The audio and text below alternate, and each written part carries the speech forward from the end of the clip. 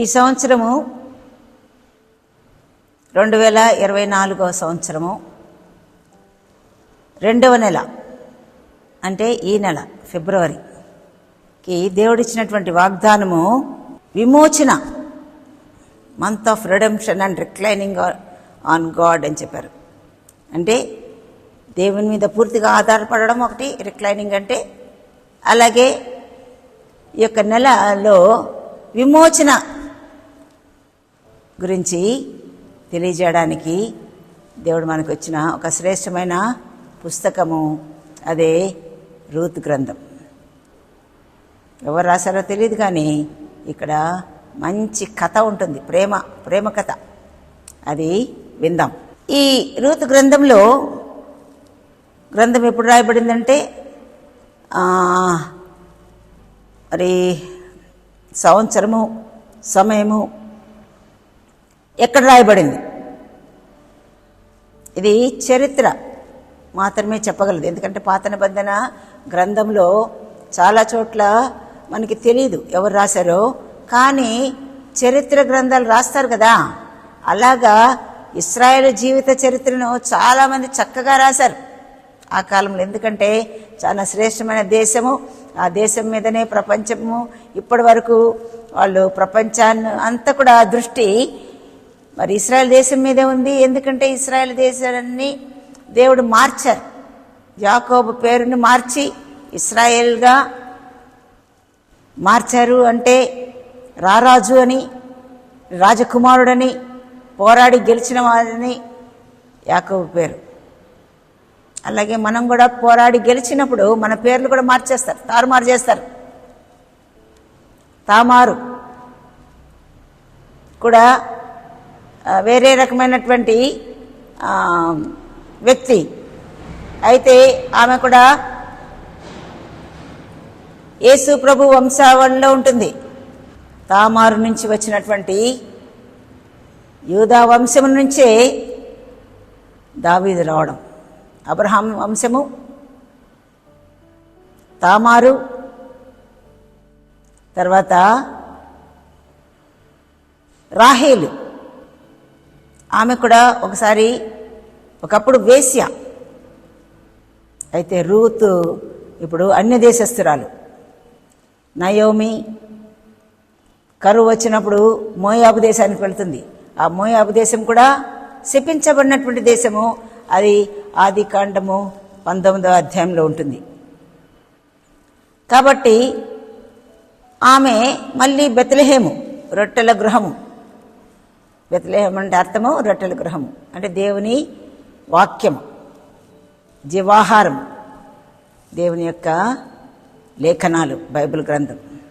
అక్కడ శ్రేష్టమైన ఈ యొక్క కథ ఉంటుంది, ప్రేమ కథ. చూసుకుందాం. ఇక్కడ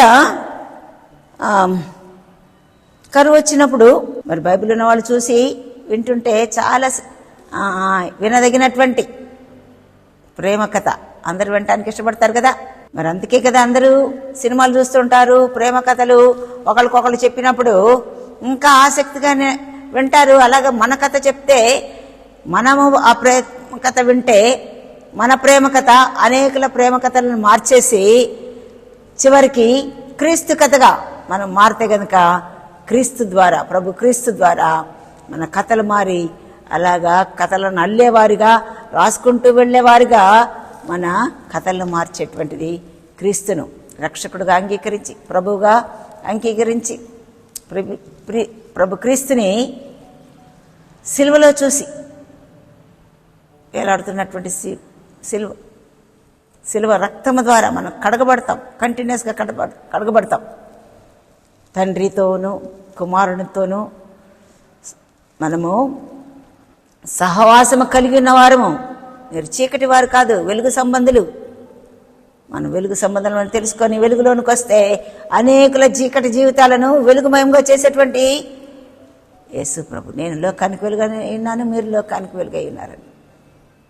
మరి బైబిల్ చదవాలి, చదివితే మీకు ఇవన్నీ కూడా తెలుస్తాయి. న్యాయాధిపతులు ఏలిన దినములలో, ఇది కూడా ఒక శ్రేష్టం. న్యాయధిపతుల గ్రంథంలో చివరి అధ్యాయము చివరి వచనాల్లో ఉంటుంది.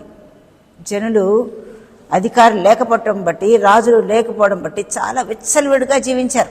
అలాంటి సమయంలో దేవుడు మనుషులను లేపుతారు.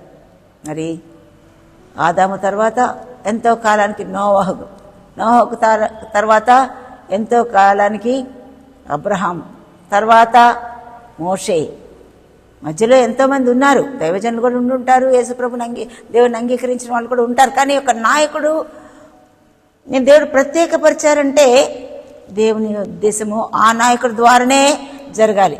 మరి మోషేని గొప్ప ఇశ్రాయేలు దేశానికి గొప్ప నాయకుడిగా చేశారు కదా. ఇశ్రాయేలును ఐగుప్తు చెర నుంచి విడిపించి, అది కూడా అక్కడంతా కూడా యేసయ్య కథే ఉంటుంది. అది తెలుసుకున్నప్పుడే మన కథలు కూడా మారిపోతాయి. మరి అంత గొప్ప నాయకుడు అవ్వాలంటే మోషే కూడా మిక్కిలి సాత్వికుడు. దేవుడు ఒకప్పుడు వీళ్ళంతా చాలా కఠినంగా బిహేవ్ చేస్తున్నారు, అలాగున్నారు కాబట్టి వీడిని నేను సంహరించేసి నీ సంతానం గుండా నేను మళ్ళా ఇశ్రాయేలు దేశాన్ని, అదే హెబ్రీలను నేను విస్తరింప చేస్తానంటారు. యేసయ్య మోషే ఒప్పుకోలేదు. నా పేరైనా జీవగ్రంథంలోంచి తీసేసి అలాగ సాక్రిఫైస్ చేసిన వ్యక్తి. మనం కూడా అలాగ త్యాగాలు చేస్తే, ఆ త్యాగం చేయాలంటే కూడా యేసుప్రభు వైపు చూడాల్సిందే. యేసుప్రభు ని త్యాగం చేసిన దేవుడు లోకాన్ని ఎంతో ప్రేమించి పంపించారు. తన ఏకైక కుమారుని పంపించారు, అద్వితీయ కుమారుని. ఎవరైతే విశ్వసిస్తారో వారు నశింపక నిత్య జీవం పొందుతారు. కాబట్టి నిత్య జీవం కావాలంటే యేసయ్య కావాల్సిందే. యేసయ్య కావాలంటే సిలువ వైపు చూడాల్సిందే. సిలువ వైపు చూస్తానికి మరి మనకి ఇప్పుడు దాకా తెరిచి ఉన్న సమాధి. లోకల్లో ఎవరు ఎంతోమంది ఎన్నో రకాలుగా చెప్పారు. తప్పుడు ప్రవచనాలు చెప్పినట్టుగా మేము మళ్ళీ తిరిగి లేస్తాం. ఎవరైనా తిరిగి లేసారు మీరు అర్థం చేసుకోండి, జ్ఞానులు కదా. లేకపోతే ఎవరికైనా తెలుసా మీకు ఈ లోకంలో సమాధి ఎవరిదైనా తెరవబడిన సమాధి ఉందా? ఇప్పటి వరకు లేదు, ఎప్పుడు ఉండదు కూడా. ఎందుకంటే యేసు ప్రభు దేవుడు కాబట్టి ఆయన తిరిగి లేచారు. సిలువలో యేసు ప్రభు పొందిన శ్రమల వైపు చూసినప్పుడే ఆ క్రీస్తు ప్రభు ప్రేమ పరిపూర్ణముగా దేవుని ప్రేమను ప్రజలకు తెలియజేశారు. దేవుడు ప్రేమ స్వరూపి. ప్రేమలో భయం లేదు. పరిపూర్ణమైన ప్రేమలో భయం లేదు. ఎలాంటి భయం ఉండదు. మరణ భయం కానీ, మరి దురాత్మల భయం కానీ, లేకుంటే చీకటి అంటే భయం కానీ, బల్లులంటే భయం కానీ, అలాగా ఏయో భయాలు ఉంటాయి కదా మనుషులకి. సాతాను పెట్టే భయాలే అవన్నీ. సాతాను దగ్గర 2 కుయుక్తులు ఉన్నాయి. ఏంటంటే మోసం చేస్తాడు, మొదటిది ప్రజల్ని నమ్మిస్తాడు, తర్వాత భయపడుతూ ఉంటాడు. ఒక ఎలుక మరి బూర పట్టుకొని పెద్ద ఏమంటారు మైక్ పట్టుకొని అరుస్తున్నటువంటి వాడే. గర్జించు సింహం అని రాయబడి ఉంటుంది. దినములు చెడ్డవి గనుక మెలకుగా ఉండండి అని చెప్తూ మీ చింత యావత్తు దేవుని మీద వేయండి అని చెప్పి పేతురు రాస్తాడు. గర్జించు సింహము. కానీ ఎలుక గర్జిస్తుంది అసలు. అలాంటి సాతాను ప్లాన్ లోకల్లో జరుగుతుంది. అది తెలుసుకుంటేనే, వాడు యుక్తిని తెలుసుకుంటేనే వాడు మరి ఈ లోకల్లో సమస్యలు, హత్యలు, నరహత్యలు, తర్వాత చేతబడి శక్తులు, మాంత్రిక శక్తులు ద్వారా ఎంతో మంది బాధపడుతూ విలవిలలాడిపోతున్నటువంటి జీవితాలు ఉన్నాయి. చెడు జీవితం జీవించి వ్యభిచారం చేసినటువంటి వ్యక్తులు, అది పెద్దవాళ్ళైనా ముసలివాళ్ళైనా చిన్నలైనా లోకంలో జరగట్లేదా? చిన్నపిల్లల్ని ఏ విధంగా అనకూడదు, ఆ మాట చెప్పడానికి కూడా ఇష్టపడం, కానీ చంపేస్తున్నారు కదా. ఆది కాలంలో అయితే మరి మొలేకు దేవత దగ్గర దహన బలిగా చేస్తారు. దహించే ఒక విగ్రహం ఉంటుంది. దాని మీదకి ఆ మంట మండుతూ ఉంటే ఆ దేవత చేతుల మీదకి తమ పిల్లల్ని అట్లా ఇసిరేసేవారంట. సతీ సహగమనం చేశారా లేదా భారతదేశంలో? ఎంతమంది రాజా రామ్మోహన్ రాయ్, అలాగే మరి విలియం కేరీ, క్రైస్తవులైనా ఎవరైనా ఆ దురలవాట్లని మాన్పడానికి ఎంతో సేవ చేశారు వాళ్ళు. మన దేశానికి సేవ చేసినటువంటి గాంధీ, జాతిపిత అంటాం కదా, మరి పరలోకం నుంచి లోకానికి పంపినటువంటి తండ్రి అయిన దేవుడు మన పిత, జాతి పిత. మరి యేసు ప్రభువే రక్తము. ఆ రక్తానికి సూచనగా మన ఫ్లాగ్ కూడా, జెండా మీద ఏమేమి రంగులుంటాయి, అది సాఫ్రిన్ అంటారు. ఒక రకమైన ఎరుపు పసుపు కలిసినటువంటి రంగు. ఆ ఎరుపు త్యాగానికి సూచనగా. మరి ఒక ఆయన జెండాని ప్రిపేర్ చేశారు. దానికి ఒకే రకమైన కొలతలు ఉంటాయి. ఎక్కడైనా మీరు చూడండి, జెండా మీద వేరే కొలతలు ఉండవు, కరెక్ట్గా ఉంటాయి. మరి దాన్ని తెలుగులో ఏమంటారు కానీ ఇంగ్లీష్లో సాఫ్రిన్, పసుపు. తర్వాత పసుపు పచ్చ అంటారా. తర్వాత మధ్యలో తెలుపు, శాంతి. మరి శాంతి, సమాధానం ఇచ్చేది యేసు ప్రభువే, సమాధానకర్త. తర్వాత పచ్చ, పసుపచ్చ కాదు, మామూలుగా గ్రీన్ అంటే ఆకులకు ఉంటుంది కదా, అలాగా ఆ పచ్చ. అది ఎందుకు ఇచ్చారు, దానిలో ఏర్పాటు చేశారు, ఆయనకు తెలిసి ఉండకపోవచ్చు. తర్వాత మనం ప్రతి సంవత్సరం ఆగస్టు 15th కానీ, అలాగే ఆగస్టు 15వ తారీఖు కానీ, తర్వాత జనవరి 26వ తారీఖు కానీ, అలాగే అసెంబ్లీలో కానీ, తర్వాత పార్లమెంట్లో కానీ పాట పాడతారు, జెండా ఎగరవేయడం జరుగుతుంది. అలాగే ప్లేయర్స్, ఆటలాడేటువంటి వ్యక్తులు, మరి ప్రపంచానికి రిప్రజెంట్ చేసిన, అంటే ఒలింపిక్ గేమ్స్లో కానీ, మరి మామూలు గేమ్స్లో కానీ, పెద్ద పెద్ద గేమ్స్లో వాళ్ళు గెలిచిన తర్వాత ఆ జెండానే కప్పుకొని జెండాని ఇలాగెలాగా చూపిస్తూ ఆ స్టేడియం చుట్టూరు పరిగెడుతుంటారు. అలాగా జెండా ఎగరేసేది యేసయ్య జెండానే అని తెలుసుకుంటే, మిగతా జెండాలన్నీ కూడా అన్ని నామముల కంటే యేసయ్య నామం గొప్పది అని మనం నమ్మితే మనకి తెలుస్తుంది. నమ్మడానికే, జస్ట్ నమ్మడం. యేసయ్య చేసింది మీరు నమ్మి హృదయమందు విశ్వసించిన యెడల మనస్సు మార్చుకొని, అందుకే యేసు ప్రభు చెప్పారు, మనస్సును మార్చుకోండి. మనసు మార్చుకొని విశ్వాసంతో హృదయమందు విశ్వసించిన యెడల మీరు రక్షణ పొందుదురు. మరి అది కూడా రోమా పత్రిక 9వ అధ్యాయంలో ఉంటుంది. అలాగే ఇంకా సింపుల్గా ప్రభు నామం బట్టి ప్రార్థన చేస్తే మీరు రక్షించబడతారని యోవేలు గ్రంథంలో కూడా ఉంటుంది. యేసుక్రీస్తు నా ప్రభువు, నా దేవుడు, నా రక్షకుడు, నా జీవితాన్ని యేసయ్యకి ఇచ్చేస్తున్నాను, నేను యేసయ్యని అంగీకరించాను కాబట్టి మీ కుమారుని యేసు ప్రభు నేను అంగీకరించిన తండ్రి, నన్ను మీ కుమారునికి అంగీకరించండి, అంగీకరించినందుకు మీకు వందనాలు. ఆ పాట ఆ చిన్న ప్రార్థన చేసేస్తే మనం దేవుని కుమారులు అవుతాం, నీతిమంతులు కాదు. నీతి అంటే తెలుసా, ఈ లోక నీతి కాదు. మరి మీకు తెలుసో తెలీదో కానీ మన కోర్టులు ఉంటాయి కదా, చిన్న చిన్న కోర్టు నుంచి తర్వాత పెద్ద కోర్టులు, అలాగే ఒక్కొక్క ప్రాంతానికి కోర్టులు, ఫైనల్గా సుప్రీం కోర్టులో కూడా మోషే ధర్మశాస్త్రం ప్రకారము వాళ్ళు తీర్పు తీరుస్తారు. మోషేకి ధర్మశాస్త్రం ఇచ్చింది దేవుడు. అలాగా ఆ ధర్మశాస్త్రాన్ని నెరవేర్చింది యేసు ప్రభు. ఆ ధర్మశాస్త్రం నుంచి సాతాను ఆయుధముగా పనిచేస్తున్నటువంటి ఆ ధర్మశాస్త్రాన్ని సిలువకు కొట్టి, మేకులతో కొట్టి, దాని మీద చేవ్రాతను రాసివేసి దాన్ని మన ఎదురు నుండి తొలగించి మరి వేడుకగా కనపరిచారని కొలస్సీలకు రాసిన పత్రికలో ఉంటుంది. ఆ రక్తమే మన ప్రతిపాపను కడిగి పరిశుద్ధపరుస్తుంది. సాతాను ఏంటి ఇప్పుడు ఆయుధము అంటే ధర్మశాస్త్ర బోధన. కొంతమంది ధర్మశాస్త్రాన్ని బోధిస్తుంటారు, అంటే ఇలా చేయాలి, ఇలా చేయకూడదు, ఇలా ఉండాలి, ఇలా ఉండకూడదు. అదొక రకమైనటువంటి బోధనే. దాని ద్వారా ఎంతోమంది మార్చబడ్డారు.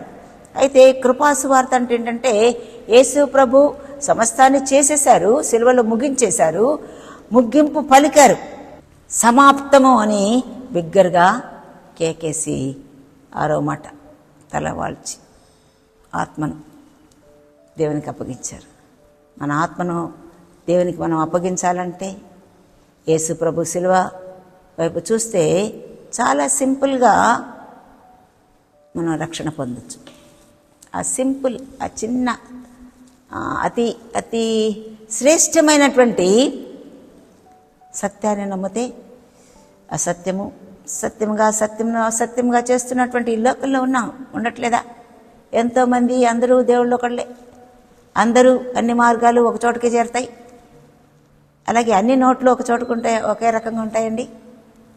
ఇప్పుడు ఎవరైనా 500 రూపీస్ది ఒక దొంగ నోట్ ఇచ్చారనుకోండి, అది అందరి దగ్గరికి వెళ్తుంది.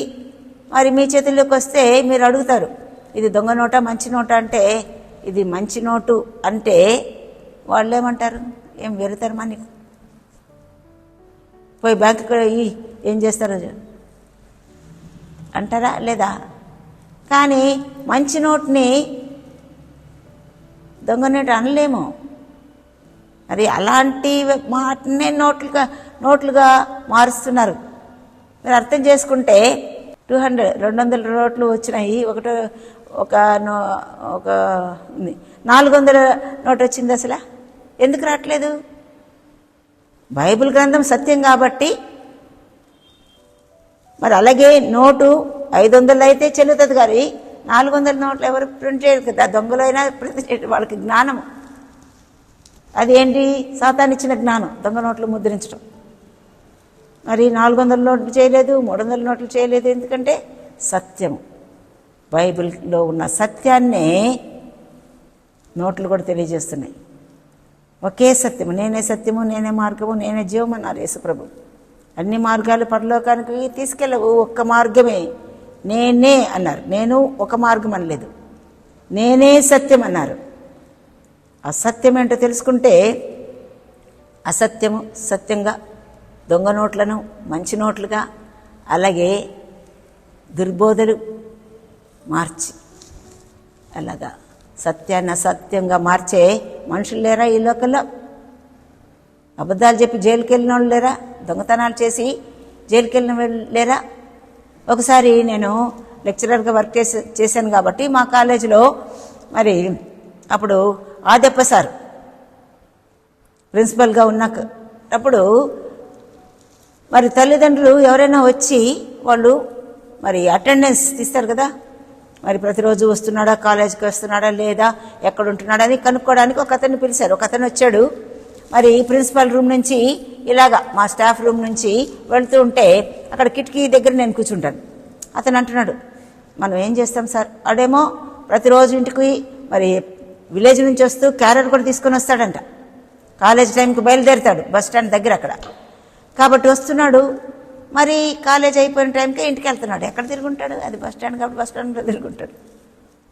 బస్ స్టాండ్లో ఎవరు ఉంటారండి?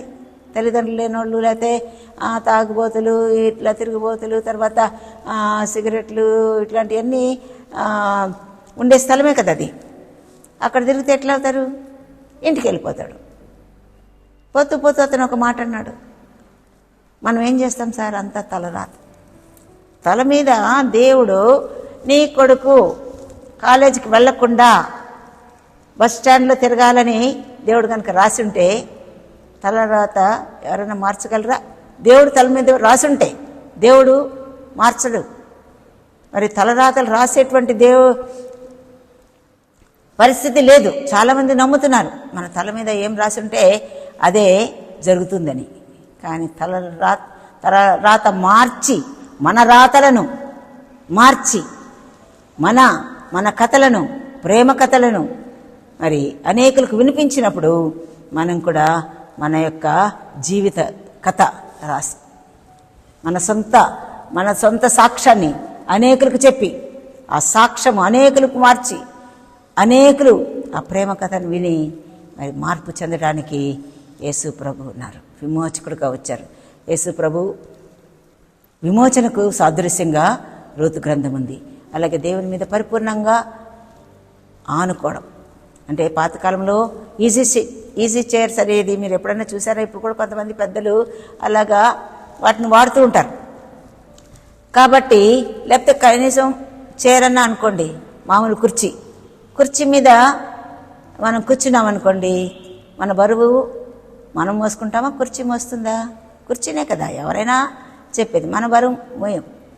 లేదు నా బరువు నేనే మోస్తానని కొంతమంది మరి అతి తెలివితో బస్సు ఎక్కి బస్ మీద తల మూట పెట్టుకొని వెళ్ళేవాళ్ళు కూడా ఉన్నారు. కానీ సిలువ దగ్గర తన బరువు భారం మూట, పెద్ద మూట వీపు మీద మోసుకుంటూ వచ్చినటువంటి వ్యక్తి మరి యాత్రికుని ప్రయాణం అనేటువంటి చక్కని పుస్తకం అది. బైబిల్ తర్వాత అప్పటి నుంచి ఇప్పుడు దాకా ఎక్కువగా అమ్మబడేటువంటి పుస్తకం అది. బైబిలే ప్రపంచంలో ఎక్కువగా అమ్మబడుతున్నటువంటి పుస్తకము. అలాగే పరిశుద్ధ గ్రంథం కాబట్టి ఏ గ్రంథాల పేరు మీద ఏ గ్రంథం మీద కూడా పరిశుద్ధ గ్రంథం అని లేదు, మనుషులు చెప్పచ్చు. కానీ పరిశుద్ధ గ్రంథం అనేది ప్రతి బైబిల్ మీద ఉంటుంది. మీరు చూడండి, ఒకవేళ బైబిల్ లేకపోతే కొనుక్కోండి, చదవండి. మరి చదివితేనే ఈ సత్యాలు తెలుస్తాయి. కాబట్టి మనం కూడా మన కథలను రాసి, ప్రేమ కథలను రాసి మరి అలాగా పంపిస్తే ఎంతోమంది మారిపోతారు. అదే ఇక్కడ జరుగుతున్నది. మరి ఇక్కడ ఆ మనుషుని పేరు ఎలీమెలెకు, భార్య పేరు నయోమి. అతని 2 కుమారుల పేర్లు మహ్లోను, కిల్యోను. వారు యూదా బెత్లెహేము వారైన ఎఫ్రాతీయులు. వారు మోయాబు దేశంకు వెళ్ళి అక్కడ కాపురు. బెత్లెహేంలో రొట్టెల ఇంట్లో కరువు వచ్చింది. కరువు తెప్పించింది ఎవరు? దేవుడు కదా. సముద్రం మీద గాలి తుఫాన్లు వచ్చేటట్టు చేసి యోనాను మరి సముద్రంలో పడేసేటట్టుగా చేసింది దేవుడే కదా. యోనాను పడేయంగానే చక్కగా ఒక మంచి ఓడను సిద్ధపరిచారు. మత్స్యం ఇంగే తిమింగలం మళ్ళా తీసుకొచ్చి నేనేమో పట్టణం దగ్గర ఒడ్డున వదిలేసి తర్షీషుకు పారిపోవాలనుకుంటాడు. కానీ నేనేమేకి వెళ్ళమని దేవుడు చెప్పాడు. ప్రతి స్టోరీలో, ప్రతి కథలో క్రీస్తు కథను కనుక మీరు జోడిస్తే క్రీస్తు కథే మీ కథ, మన కథ, ప్రేమ కథగా మారి అనేకుల జీవితాలను మలిచేస్తుంది. ఒక యూ టర్న్ అంటారు కదా, యూ ఎలా ఉంటుంది? ఇలా షేప్లో ఉంటుంది. తెలుగులో యూ కాదు, ఇంగ్లీష్లో యూ. అందరికీ తెలుసు అనుకుంటాను. మరి ఇంకా క్లియర్గా అర్థం చెప్పాలంటే బైక్ మీద కానీ, నడుచుకుంటూ కానీ, కారులో కానీ ఈ దారిలో ఇలాగపోతే పరలోకం వస్తుందని మీరు నమ్మితే పరలోకానికి డైరెక్ట్గా వెళ్ళే మార్గమే యేసుప్రభు మార్గం. లేదు నేను ఈ దారిలో వెళ్తానంటే అది సాతాను మార్గం అయి ఉండొచ్చు, నరకమే. కుడి చేత ఎడమ చెయ్యి ఒకవేళ ఈ వైపు తిరగాలంటే అది కూడా నరకమే. మనం మామూలుగా ఏ పని చేయాలన్నా, భోజనం చేయాలన్నా కుడి చేతిని ఎక్కువ మంది వాడతారు, కొంతమంది ఎడమ చేతి. కాబట్టి కుడి చేతి వైపు తిరిగితే పరలోకం వస్తుందని తెలిసినప్పుడు, ఇటు వెళ్తే నరకం వస్తుందని తెలిసినప్పుడు కుడి ఎడమలను మార్చే ఒకడున్నాడు మధ్యలో అని తెలుసుకుంటే సైతాను మన కుడి ఎడమలు మారి, ఎడమ కుడిలో మారి అనేకులు కుడివైపు వెళ్ళేటట్టుగా మనం చేస్తాము. అదే యేసుప్రభు మీద, యేసుప్రభు సిలువలో ఏ ఆకారంలో నిలబడ్డారు? చేతులు ఎలా ఉన్నాయి? కుడి ఎడమలుగా. తల మీద ముళ్ళ కిరీటము, చేతుల్లో మేకులు, కాళ్ళల్లో మేకులు, రక్తము, ఒళ్ళంతా రక్తము. రీసెంట్గా అంతకుముందు మాకు తెలిసిన వాళ్ళు ఒక రెడ్ శారీ కట్టుకొని వచ్చింది ఆమెకి నేను 2 కీస్ ఇస్తూ 2 లాక్స్ ఇచ్చాను. మా ఇంట్లో అవసరం లేని తాళాలు. ఈ తాళాలు మనం ఇచ్చి దాని బీగాలు ఇపోతే ఏమైనా ఉపయోగమా? ఆ బీగాలు ఇచ్చేసాను. నేను చెప్పాను, ఈ బీగాలు చూసారంటే ఆ కీస్, దానికి కీ చైన్ కూడా ఉంది, మేడంని గుర్తుపెట్టుకోండి. ఒకప్పుడు మాకు హెల్ప్ చేశారు, వాళ్ళు హెల్పర్స్గా మా ఇంట్లో ఉన్నారు, లక్ష్మమ్మ, భారతి.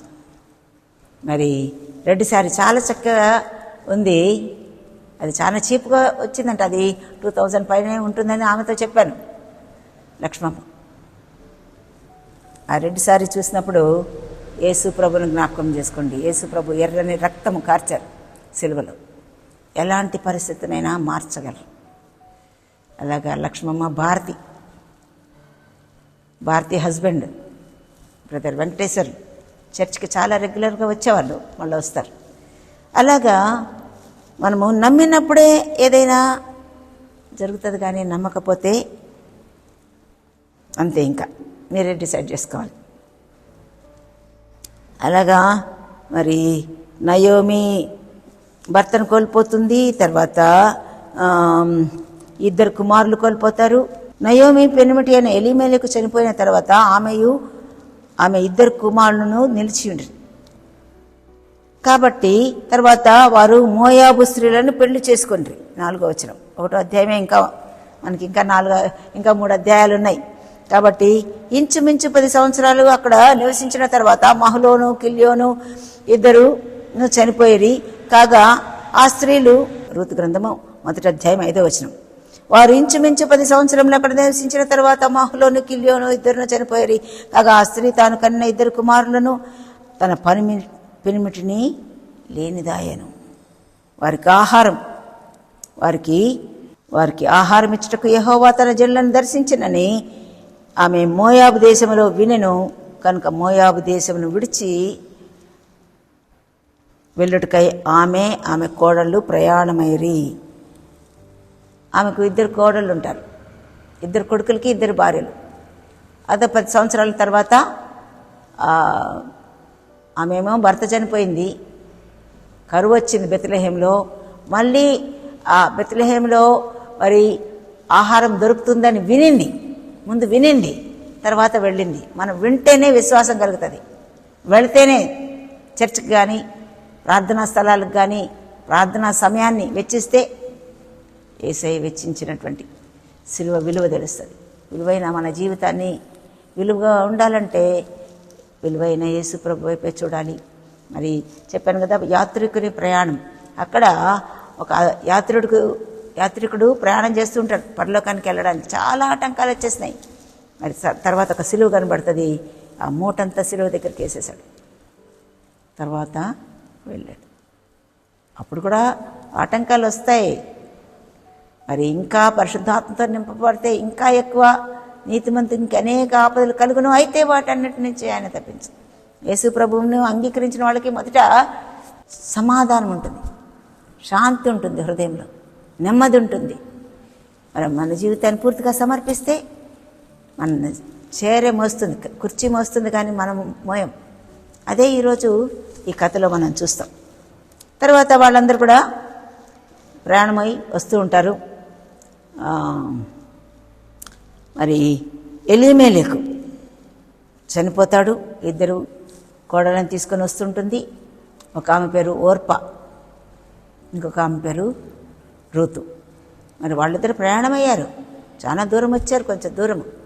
మళ్ళీ నయోమి ఏమంటుందంటే, మీరు వెళ్ళి మీరు నెమ్మదిగా ఉండండి. ఆమె కూడా చాలా ప్రేమించింది, వాళ్ళ కోడలు కూడా చాలా ప్రేమించారు.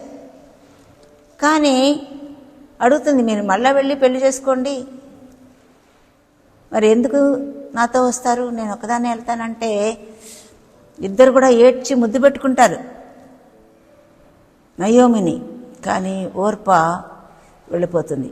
ఇంకా పేరు, ఎందుకంటే వేరే భర్తను పెళ్లి చేసుకుంటేనైనా నెమ్మదిగా ఉంటానని రూతు చెప్పింది, నయోమి చెప్పింది కూడా అదే. కానీ ఆమె వెళ్ళిపోతుంది.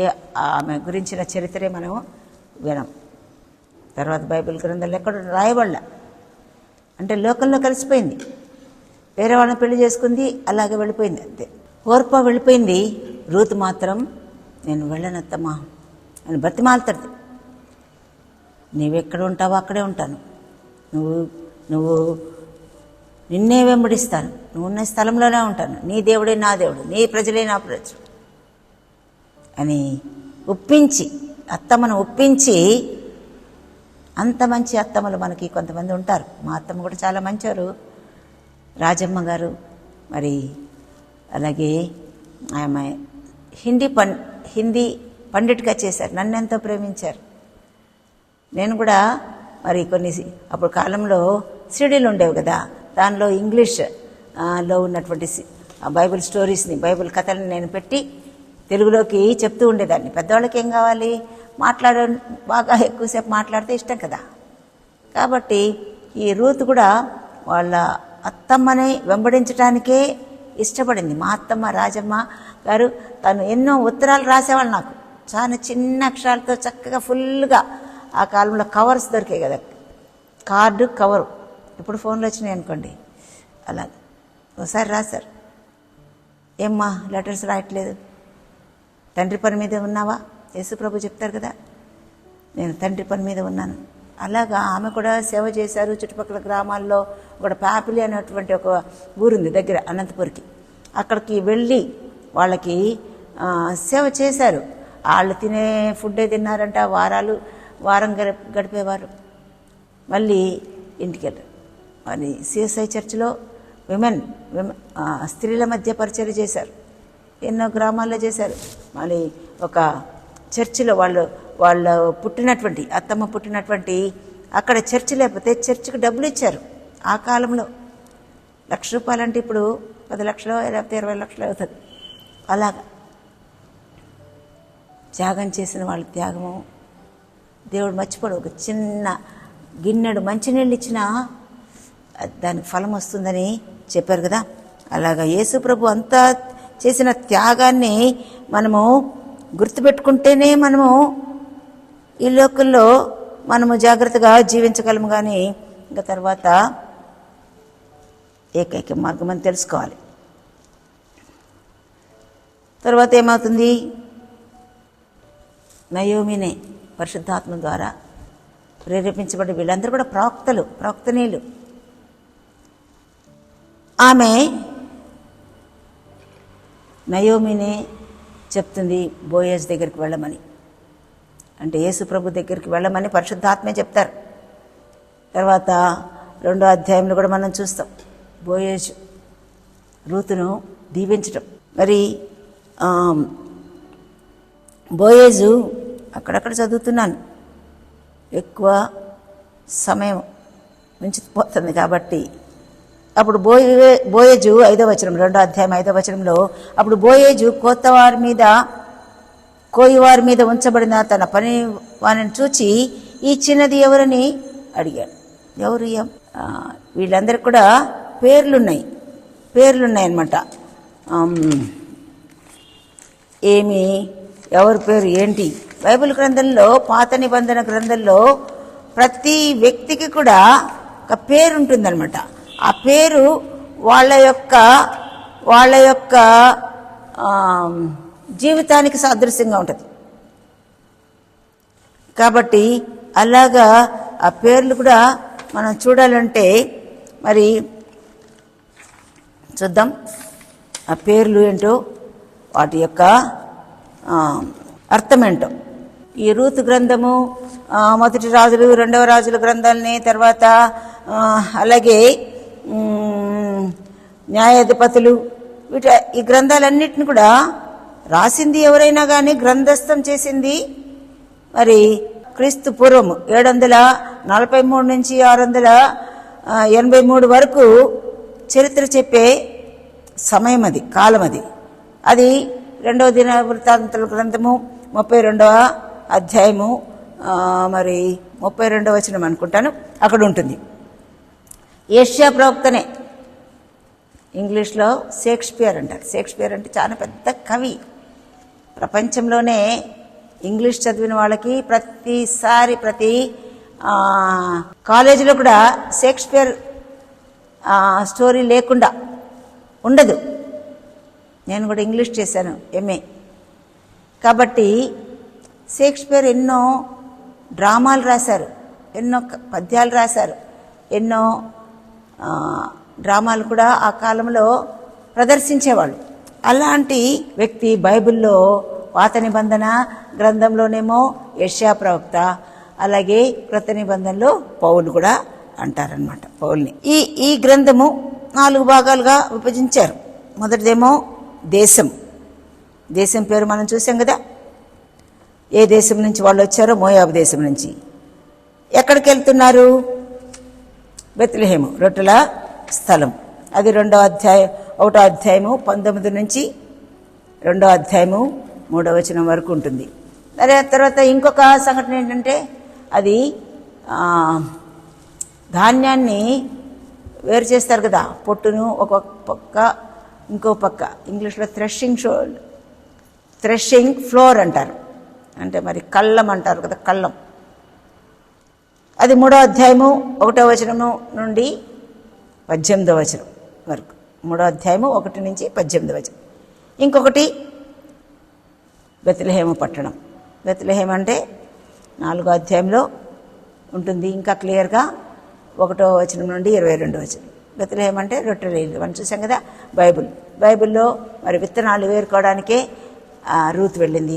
అక్కడ వాళ్ళని ప్రశ్నించాడు బోయజు. ఆమె ఆ రొట్టెలు తీసుకొని వచ్చింది. తర్వాత 2వ అధ్యాయంలో 12వ వచనము నుంచి కొంచెం చదువుతాను నేను. ఎందుకంటే ఇంత శ్రేష్టమైన కథను మనం వింటున్నప్పుడు మనం తెలుసుకోవాలంటే బైబిల్లోని శ్రేష్టమైన విషయాలు మనం తెలుసుకోవాలి. ఇంకా పేర్లు కూడా అని చెప్పాను కదా, పేర్లు కూడా మనం చూసుకుందాము మళ్ళా అంతలోకి. మరి బోయజు రూతు గ్రంథం 2వ అధ్యాయంలో 12వ వచనం నుండి కొన్ని విషయాలు తెలియజేస్తారు. అది తెలియజేసినప్పుడు ఏమంటారంటే, బోయజే రూతుతో చెప్తున్నారు, యెహోవా నీవు చేసిన దానికి ప్రతిఫలం ఇచ్చును. ఇశ్రాయేళ్ల దేవుడైన యెహోవా రెక్కల క్రింద సురక్షితముగా ఉండును. నీవు వచ్చితివి, ఆయన నీకు సంపూర్ణమైన బహుమానం ఇచ్చును అని రూతుకి ఇచ్చారు. బహుమానం ఇస్తారని వాగ్దానం. అతను కూడా బోయజు కూడా యేసు ప్రభుకు సాదృశ్యం. అలాగే అందుకు ఆమె నా ఏలినవాడ విధేయత చూపించింది. నేను నీ పనికత్తెల్లో ఒకదాన్ని కాకపోయినను నీవు నన్ను ఆదరించి నీ దాసురాలు నగునట్లు నా యందు ప్రేమ కలిగి మాట్లాడుతీవి కనుక నా యందు నీకు కటాక్షము కలగనిమ్ము. అదే మనకు కావాల్సి కటాక్షం, దయ, కరుణ, వాత్సల్యం. కాబట్టి ప్రేమగా మాట్లాడినప్పుడు మనుషులు మారుతారు కదా. ప్రేమ కథలు వినడానికి మనుషులు చాలామంది ఇష్టపడతారు కదా. మన కథ ఒకవేళ ప్రేమ కథ అనుకోండి, ఇంకా ఇష్టపడతారు కదా.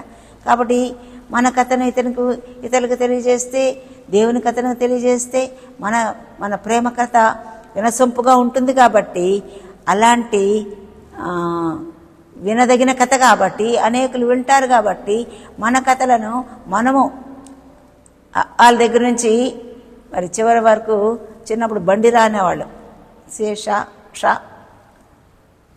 అని, తర్వాత చివరి వరకు మన కథను మన చేతులతోనే చక్కగా రాస్తే, మరి రాయలు ఈ ప్రాంతాన్ని పరిపాలించారు కదా, రాయలసీమ అందుకే దేశాన్ని చక్కగా ఏలాడు రాజైన రాజులైన యాజక సమూహంగా దేవుడు మనల్ని ఏర్పాటు చేశారు. మన కథలు కనుక రాస్తే రాయలసీమ ప్రజలందరూ కూడా మారిపోతారు. అలాగే కథలను మార్చి రాయాలంటే క్రీస్తు కథ మనం తెలుసుకోవాలి. క్రీస్తు కథ తెలుసుకుంటే మన కథలను కూడా మార్చేసి అనేకులను ఆకర్షించి అనేకుల కథలను మార్చేసి జీవితంలో మనం చుట్టుపక్కలే మళ్ళీ అయితే ప్రపంచవ్యాప్తంగా ఎంతోమంది దుష్ట జీవితంలో ఎలాంటి చెడు కథలనైనా మంచి కథలుగా మార్చి మన మంచి కథలను మనము మంచి చేతులతో గుండ్రంగా రాయలసీమ రాయాలని ఎందుకు చెప్పానంటే, అన్ని భాషల్లో కల్లా తెలుగు లెస్స అని చెప్పింది రాయల్ చక్రవర్తి. కాబట్టి గుండ్రంగా చిన్నప్పుడు ఎలా అక్షరాలు నేర్పిస్తారు తెలుగులో, ఇంగ్లీష్ అంటే వేరేలేండి. రౌండ్ పెట్టేశారు, 0 రౌండ్ చక్కగా పెడితే మనము 0 అయిపోతే యేసయ్య హీరో అయిపోతారు. హీరోలు అంటే తెలుసు కదా, అందరికీ తెలుసులేండి. మరి మన జీవితము అలాగా మార్చి యేసయ్యని హీరోగా చేసుకున్నప్పుడు మన 0 బతుకంతా కూడా హీరో బతుకుగా అయ్యేటట్టుగా, అది హీరోయిన్ అన్నవచ్చు, హీరో అన్నవచ్చు, అలాగా మార్చేసేసి స్త్రీలైనా పురుషులైనా పెద్దవాళ్ళైనా చిన్నవాళ్ళైనా చిన్నప్పటి నుంచే కథలు రాస్తే ఇంకా చాలా మంచిది. మరి చెప్పాను అంతకుముందు. ఈ ప్రాంతంలో మా ఇంటి దగ్గర ఉన్న మా అన్నయ్య, పెద్దన్నయ్య చిన్న కొడుకు ప్రేమ్ కుమార్ చార్ల్స్, మరి ప్రజయ్ చార్ల్స్, వాళ్ళ 2 పిల్లలు చక్కగా ఉంటారు. మరి ప్రశాంతి చక్కగా చిన్న చిన్న పాటలు ఇంగ్లీష్లో రాసేది, కోరస్లు. మరి వాడైతే చిన్నప్పటి నుంచి మంచి యోసేపు వలె దర్శనాలు వచ్చేవాడు, కళలు వచ్చినాయి, చాలా నెరవేరుతున్నాయి, ఇంకా నెరవేరుతాయి. చిన్నప్పుడు అలాగా యోసేపును దీవించిన కళలు వచ్చినప్పుడు ఎంతో వాళ్ళు యోసేపుని తండ్రి అన్నలు ద్వేషించారు. అయితే తండ్రి గుర్తుపెట్టుకున్నాడు. తర్వాత మన తండ్రి, పరలోకపు తండ్రి గుర్తుపెట్టుకొని మన కథలను మార్చి క్రీస్తు కథలుగా మారుస్తున్నప్పుడు ఎంతమంది ఉన్నారండి అలాగా చెడు జీవితం జీవిస్తూ తమ జీవిత కథలను ఎంతోమందికి వినిపించినా కానీ, తెలిసినా కానీ మళ్ళీ తప్పు తెలుసుకొని, తప్పును ఒప్పు అని తెలుసుకొని, ఒప్పు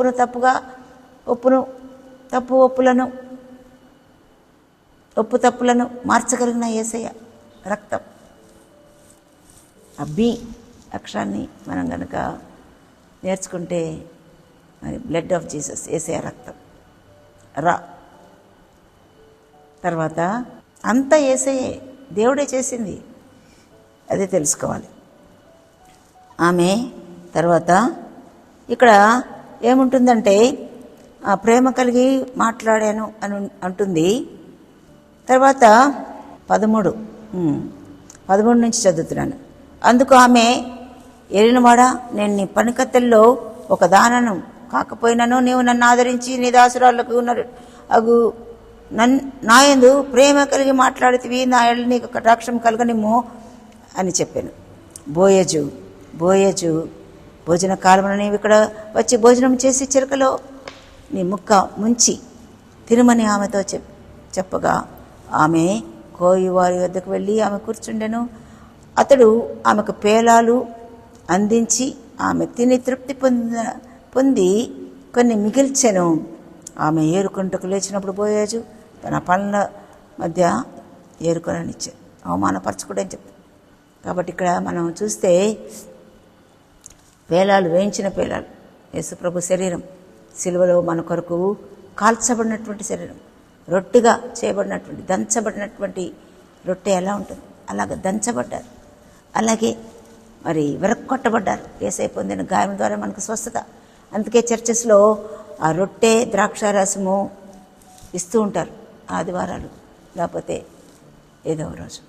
మరి ముఖ్యంగా లెంట్ డేస్లో, ఈ శ్రమల కాలం అంటారు కానీ యేసు ప్రభు శిలువ కార్యాన్ని జ్ఞాపకం చేసుకోవడంతో మరి మనం శ్రమ పడకుండా యేసయ్య చేసిన శ్రమను జ్ఞాపకం చేసుకుంటే మనలో మార్పు ఎప్పటికప్పుడు గుర్తు చేసుకోవడానికే యేసు ప్రభు చెప్పారు, నన్ను జ్ఞాపకం చేసుకుంటూ దీన్ని చేయుడి.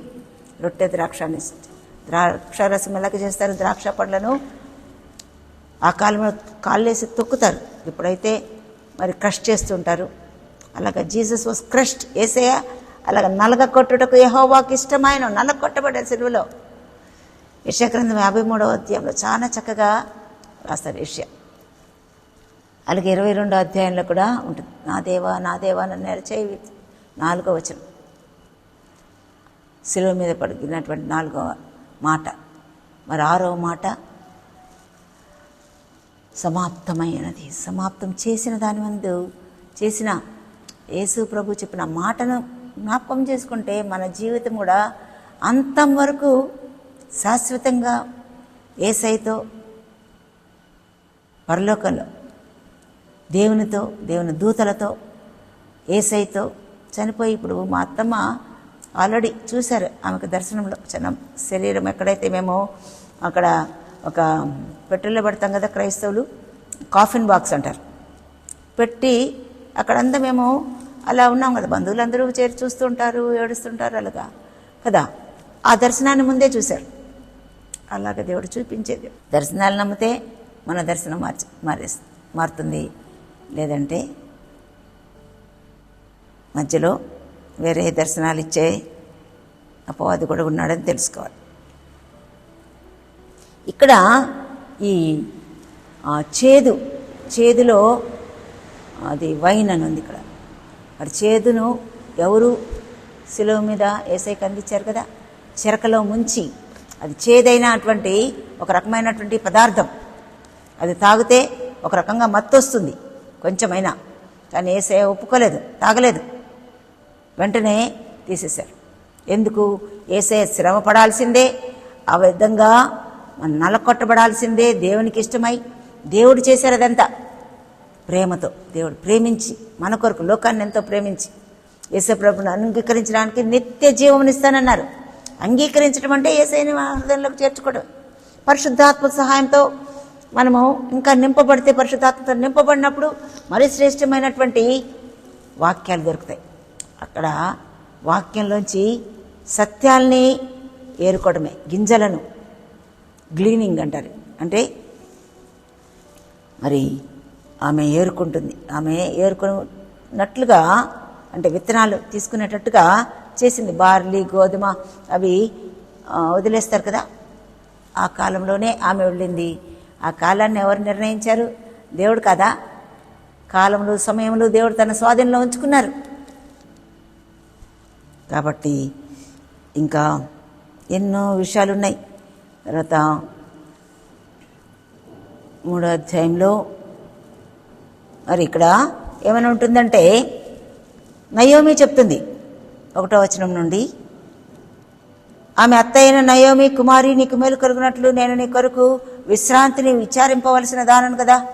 అంటే ఒక భర్తను కోల్పోయినటువంటి స్త్రీ అత్తతో, నీ దేవుడే నా దేవుడు, నీ ప్రజలే నా ప్రజలు, నువ్వు ఎక్కడ చనిపోతే నేను అక్కడే పనిచేస్తాను, చనిపోతాను, నా జీవితకాలం అంతా నేను నీతోనే ఉంటాను, నీ ప్రజలతో ఉంటానని అంతా బ్రతిమాలినటువంటి మరి అత్త కోడలి యొక్క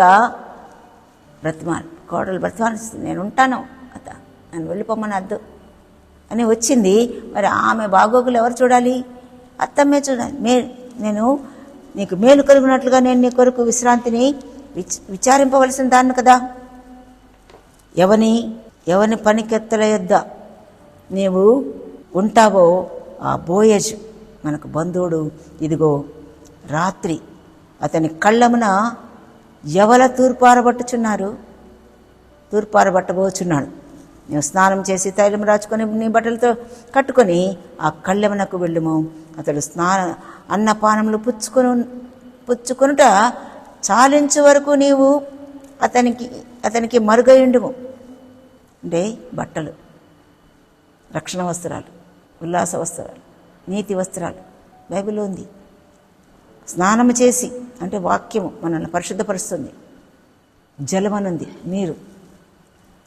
తర్వాత తైలమేమో పరిశుద్ధాత్మక సూచన. అలాగ నువ్వు వెళ్ళి అక్కడ నువ్వు వేచి ఉండు అని చెప్పి, తర్వాత అతడు పండుకొన్న తర్వాత పండుకొను స్థలమును గుర్తెరిగి లోపలికి వెళ్ళి అతని కాళ్ల మీదనున్న బట్ట తీసి పండుకొనవలెను. నీవు చేయవలసిన దాన్ని నేను నీకు తెలియచేయుదునని చెప్పాను. అంటే పరిశుద్ధాత్మ లాగా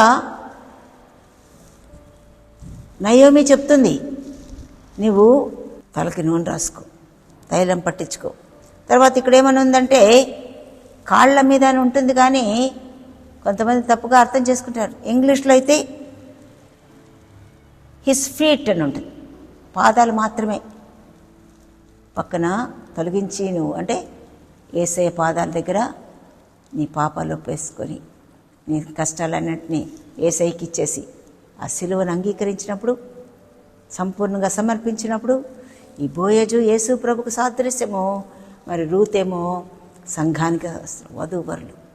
ఒకరోజు మరి బైబిల్లో రాయబడింది, వివాహం అంటే ఆత్మీయ వివాహం. యేసు ప్రభు వరుడుగా రానై ఉన్నారు, తర్వాత వధువైనటువంటి సంఘము ఎత్తబడుతుంది. అలాగా మన కథలు, అనేక కథలకి, అనేక జీవితాలకి సాక్ష్యంగా ఉండే విధంగా దేవుడు మనకి తెలియజేస్తున్నారు. కాబట్టి అలాగా ఇంకా 4వ అధ్యాయంలో కూడా అక్కడ ఉంటుంది. ఇక్కడ ముఖ్యంగా ఈ కథ యొక్క ఉద్దేశం ఏంటంటే, ఇశ్రాయేలు దేశంలో ఉన్న విమోచన కార్యం జరగాలంటే ఒక భార్య భర్తను కోల్పోతే ఆమెకు సమీప బంధువులు ఆమె యొక్క ఆస్తిని విడిపించడమే కాకుండా ఆమెను కూడా పెళ్లి చేసుకోవాలి. అలాగ బోయజు 20 సంవత్సరాలు రూత్ కంటే ఎక్కువ వయసు కాబట్టి ముందు ఒప్పుకోడు, కానీ తర్వాత సమీప బస్తులు ఎవరు ఒప్పుకోలే. ఒక్కడే ఉన్నాడు ఇంకొక ఆయన, నేను వద్దులే, మరి తన భార్యకి ఏమన్నా ప్రాబ్లం అవుతుందేమో, కష్టం వస్తుందేమో అని అనుకుని వద్దంటాడు. మరి అప్పుడు వాళ్ళందరూ కూడా పెద్ద మనుషులను పిలిపించి 10 మందిని పిలిపిస్తాడు. అక్కడ ఒక 2-3 సాక్ష్యం ఉంటే చాలంటారు, కానీ 10 మందిని పిలిపించారు. మరి యేసు ప్రభు చనిపోయినప్పుడు కూడా 7 సాక్షులు ఉంటారు అక్కడ, కానీ ఇంకా 10 మంది పరిశుద్ధాత్మ అంతమందిని మనకు సాక్ష్యంగా ఉంచుతారు. నువ్వు రక్షణ పొందావు, నువ్వు నీతిమంతురాలవు, నువ్వు దేవుని బిడ్డవు. నీతి యేసయ్య ద్వారా తండ్రి అయినటువంటి దేవుడు తన నీతిని ఇస్తారు మనకి, మన నీతి కాదు. మరి తన నీతి అంటే దేవుని యొక్క స్వరూపం, తన పోలిక అంటే దేవుడు ఎలా చేశారో అది. కాబట్టి అంత శ్రేష్టమైన దేవుని ప్రేమను అర్థం చేసుకుంటేనే విలువైనటువంటి జీవితం మనకు వస్తుంది. చివర వచనాలు ఒకటి చేసి నేను వంశావళిలో ఉంటుంది. మత్తయి సువార్త 1వ అధ్యాయంలో అక్కడ వంశావళి అంతటి నేను చదవట్లేదు, కానీ ఒక కొంచెం 4 వచనాలు గబగబా చదివేస్తాను. 5వ వచనం అంటే 18వ వచనం, చివరి అధ్యాయం 4వ అధ్యాయంలో. పేరేసు వంశావళి ఏదనగా, పేరేసు హెస్రోనును కనెను, హెస్రోను రామును కనెను, రాము అమినాదాబును కనెను, అమినాదాబు నయస్సోను కనెను, నయస్సోను సెల్మానును కనెను, సెల్మాను బోయజును కనెను, బోయజు ఓబేదును కనెను, ఓబేదు యెషయిని కనెను, యెషయి దావీదును కనెను. దావీదు వంశం నుంచి యేసు ప్రభు వచ్చారు. అంటే ఇదంతా దేవుని యొక్క ప్రణాళిక చొప్పున జరుగుతుంది. కాబట్టి మనం అర్థం చేసుకోవాల్సింది, మన ప్రణాళికలను మారాలంటే యేసయ్య వైపు చూడాలి. మన కథ అనేకులకు దీవెనకరంగా ఉంటాయి. ఆ నుంచి బండిరా వరకు మన కథలను చక్కని తెలుగు భాషలో గుండ్రంగా రాసి అనేకులకి చిన్న పాంప్లెట్లాగా చేసి అందించినా సరే, చెప్పినా సరే చాలా ఇంట్రెస్టింగ్గా ఉంది కదా. బోయజేమో రూతుని ప్రేమిస్తున్నాడు, రూతేమో బోయజును ప్రేమించి విడుదల పొందింది. కాబట్టి రూతు బోయజు రూతు మరి బైబిల్ గ్రంథంలో వాళ్ళ పేర్లు ఉన్నాయి. ఎవరిని కనని ఉంది కదా. వీళ్ళేమో మరి యెషయిని కన్నారు, బోయజు ఓబేదుని కన్నాడు, తర్వాత యెషయి, తర్వాత నయోమి కూడా, ఆమె కూడా అమ్మమ్మ ఇంకా ఏమంటారు తాతమ్మన అలా అయిపోయింది. అది యేసయ్య వంశావళిలో చేరడం. ప్రార్థన చేసుకుందామా? ప్రార్థన చేసుకుందాం. మరి మీరు కూడా ఈ ప్రార్థనలో ఏకీభవించాలని మీకు తెలియజేస్తున్నాను.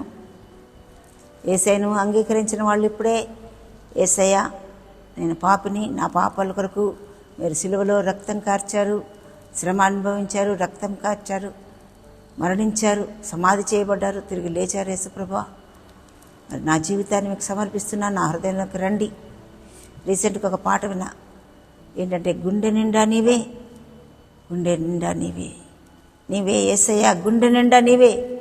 కాబట్టి యేసయ్యను మన గుండెలో చేర్చుకుంటే గుండెలను మార్చివేసి మెత్తని గుండె ఇచ్చేటువంటి యేసు ప్రభు పరిశుద్ధాత్మ చెప్తున్నారు.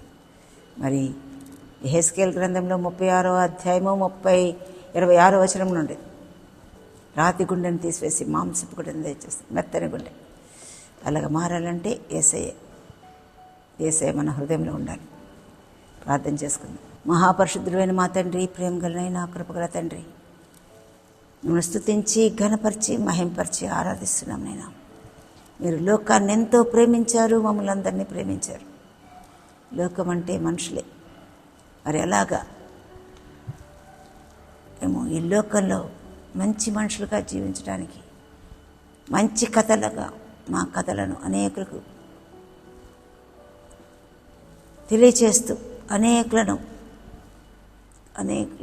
కథలు మార్చి మంచి జీవితం జీవించే విధంగా మంచి దేవుడైనటువంటి మీరు మీ మంచినంతా, మీ ప్రేమనంతా యేసు ప్రభు శిలువలో పరిపూర్ణముగా కనిపించారు.